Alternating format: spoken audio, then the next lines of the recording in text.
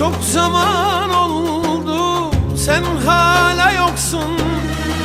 Yüreğim kafeste, gel de kurtulsun. Zalimliktir yaptığın, kalleşliktir yaptığın. Gel artık, dön artık, ömrüm kurtulsun. Urfa sana küsmüş, haberin olsun. Gönlüm dara düşmüş, muradın olsun. Yeter artık yeter, bu gidiş son bulsun. Gel artık, dön artık, ömrüm kurtulsun.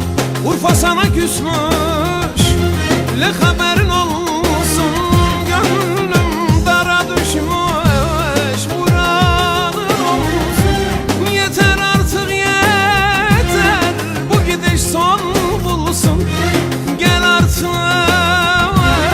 dön artık,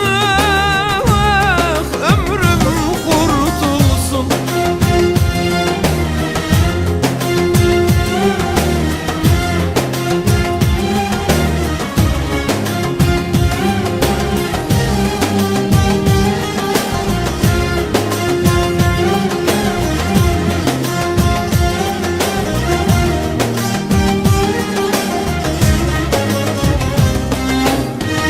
Çok zaman oldu sen gelmiyorsun.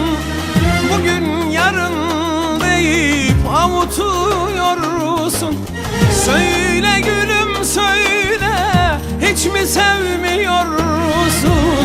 Gel artık, dön artık, ömrüm kurtulsun. Urfa sana küsmüş,